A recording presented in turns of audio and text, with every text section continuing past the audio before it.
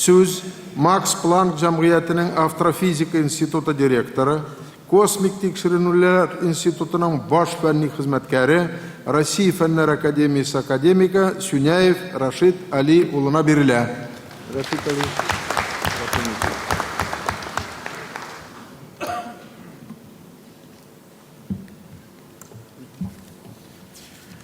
Хөрмәтле дуслар, прошу прощения, что я не решился выступать перед вами на моем диалекте чокающих мишар Пензенской области, солидной примесью казахских и узбекских слов. К сожалению, я говорю по-татарски так, как я умею.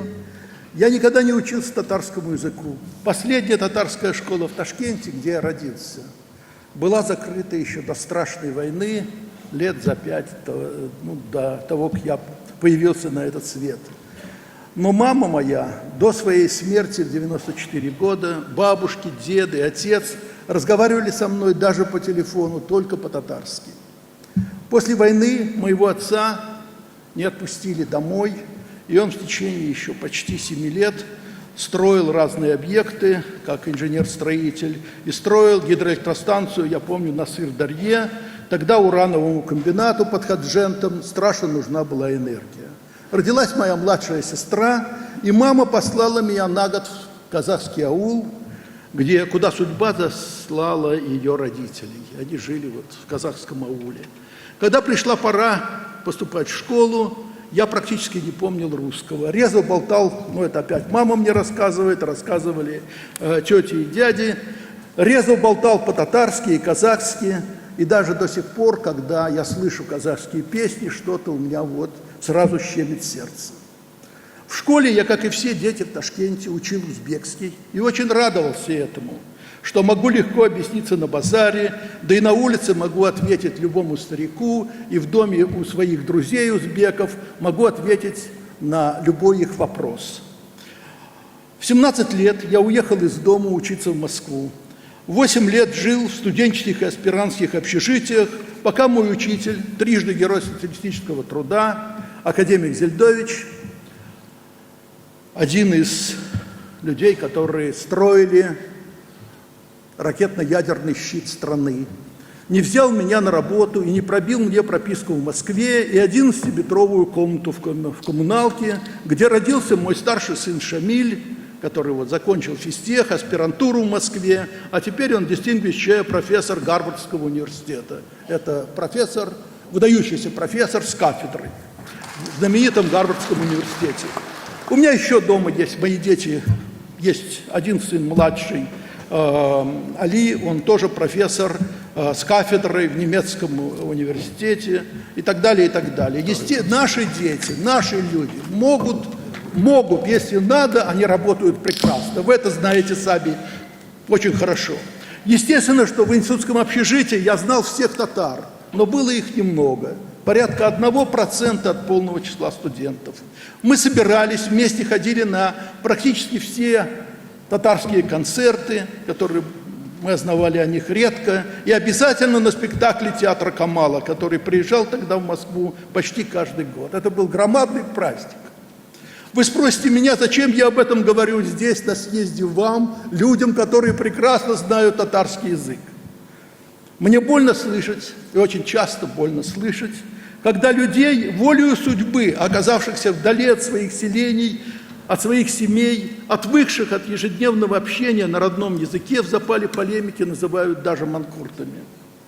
Я лично знаю многие десятки, а может и сотни татар, работающих в разных странах мира, в разных городах нашей великой страны, которые являются достойными представителями нашего народа и вполне авторитетные и уважаемые представители своих профессий.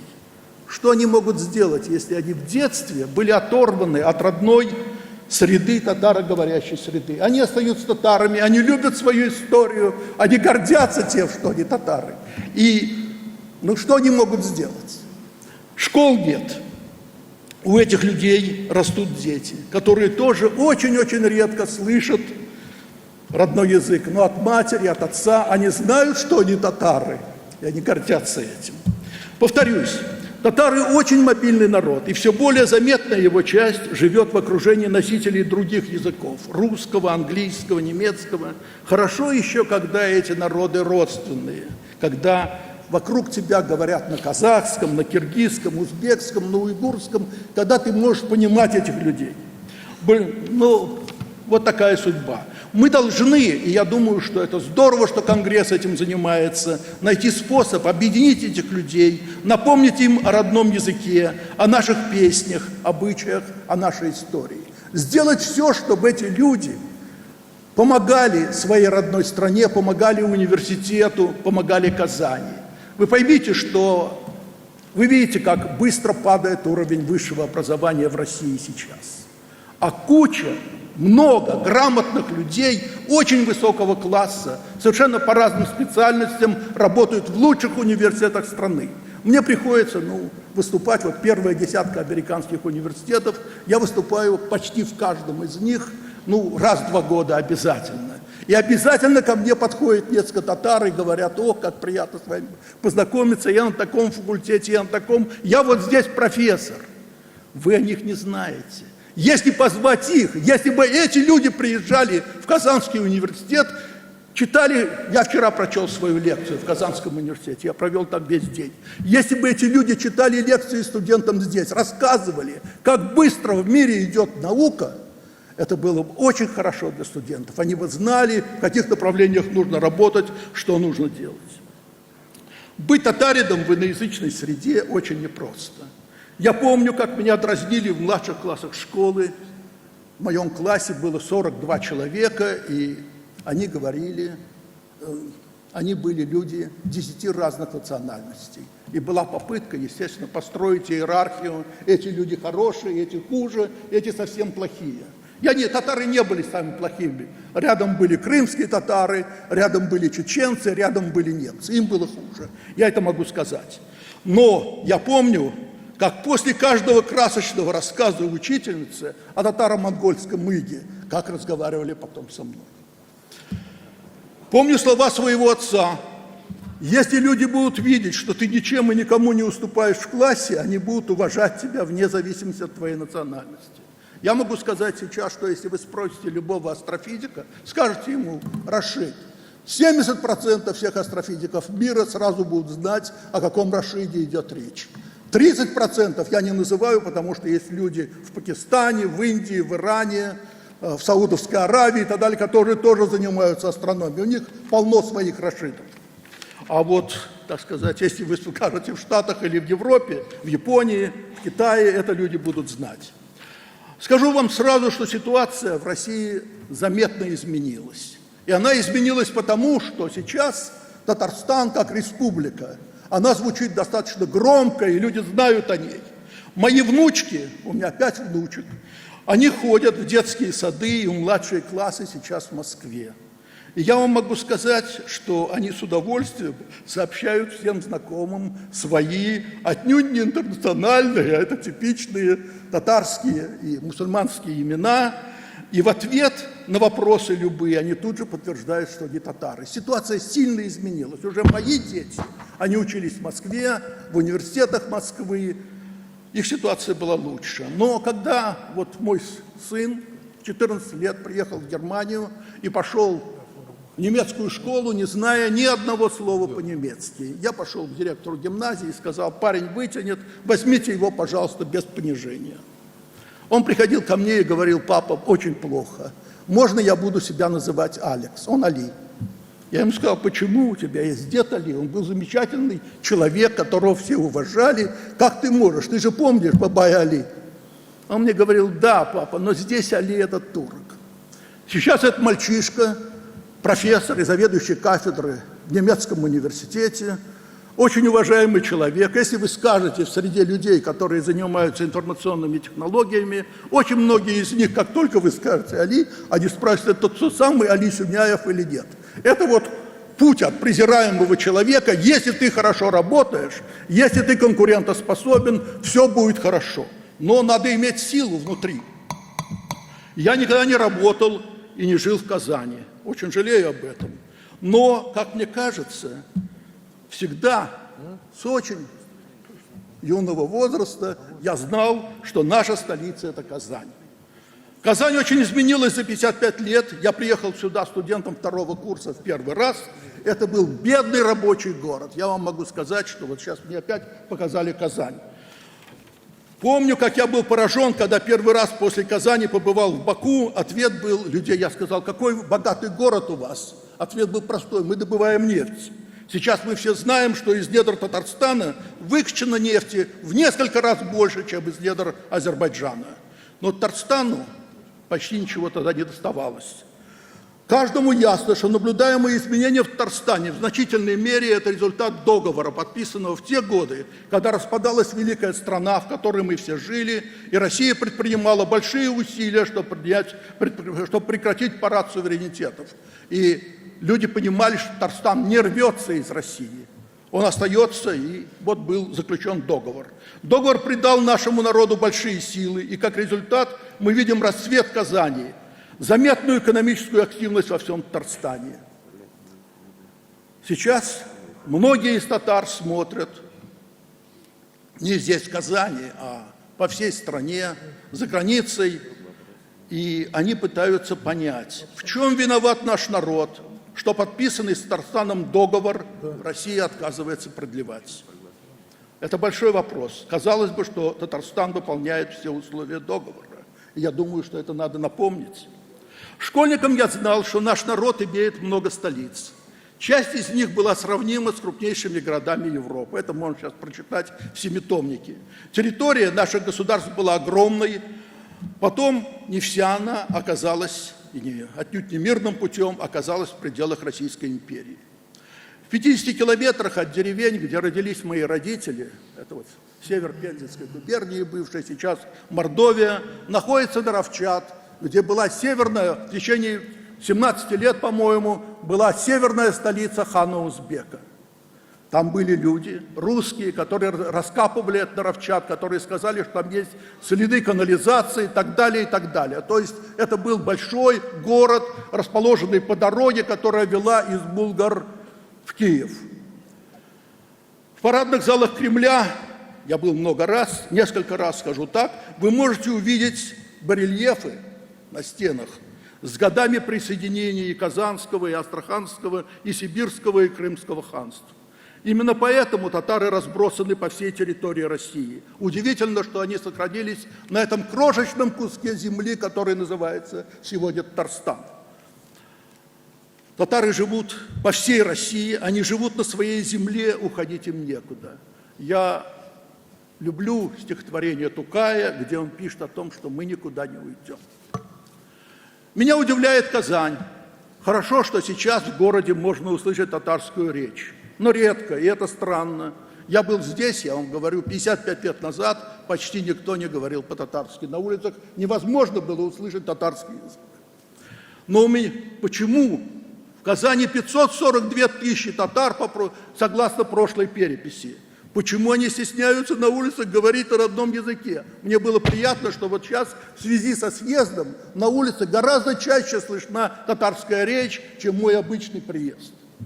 Почему сайт Казанского федерального университета предоставляет нам возможность узнавать новости университета на 8 языках – русском, английском, французском, арабском, турецком, персидском, японском и китайском? Замечательно, ура! У вас есть люди, которые знают все эти языки. Но татарского нет. Нет татарского языка, нет татарского сайта.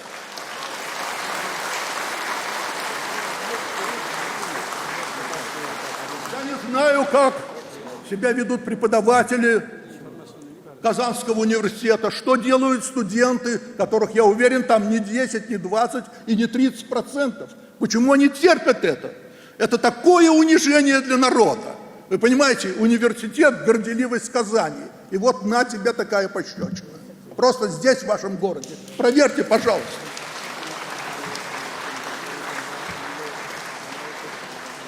Мне довелось побывать на конференциях в Квебеке, которые делают все возможное, чтобы сохранить французский в Канаде. В стране басков.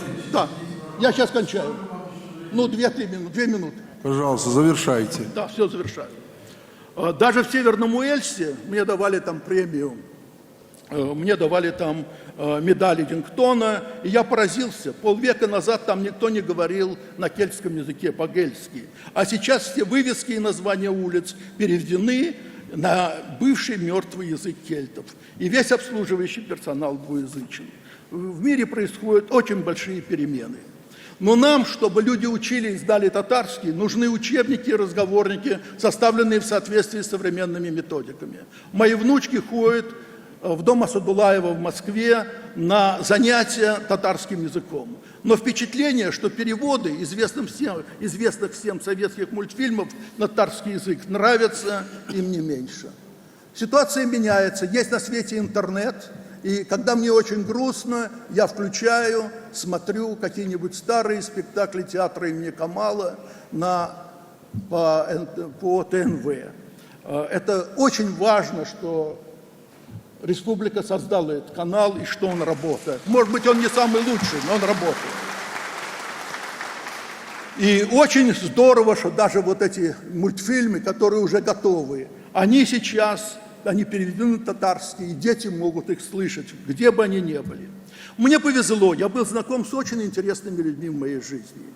Меня звали к себе, я сейчас кончаю, меня звали к себе домой, часами разговаривали со мной замечательные ученые-тюркологи. Я вспомнил сейчас Эмира Наджипа, профессора в МГУ, автора замечательных книг о Золотой Орде. Он писал о том, как парень влюбленный вращается вокруг девушки так же, как Земля вращается вокруг Солнца. Это было до 150 лет, когда в Европе Николай Коперник объявил, что работает гелиоцентрическая система. В Сарае, в нашей столице, в это время поэты писали об этом. Хочу сказать, что меня еще удивило в книгах Наджипа то, что я понимаю легко вот этот язык, которому сейчас больше 700 лет.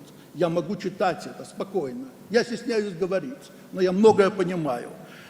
И мне было очень приятно, что когда я потерялся на Кавказе, в Теберде, это было лет 40 назад, на лыжах шел и потерял дорогу. Мимо проезжал карачаевец, которого я спросил по-русски. Он сказал: "Ты иди, наверное, выйдешь". Тогда я спросил его на своем татарском. Он остановился, он довел меня до гостиницы. Я был на встрече на Шелковом пути. Меня пригласили в Синьцзян на встречу Национальной академии наук США и Китайской академии наук. Мы вышли вечером в город с моими друзьями, мечеть была закрыта. Я попросил у охранника мечети: можно ли нам зайти? Он посмотрел и сказал: мечеть закрыта, но тебе, когда ты так говоришь, откуда ты, для тебя открыто. Я спросил, могут ли со мной пройти мои друзья из Штатов и Германии, они сказали: с тобой можно. Это удивительно, какие возможности открывает для нас наш язык. И могу вам сказать сейчас, что на этом языке говорит около 200 миллионов человек, почти столько же, сколько в Европе, сколько на русском. И это очень важно, и, пожалуйста, храните язык, и спасибо вам всем, что вы здесь, вы собрались сюда. Извините. Спасибо.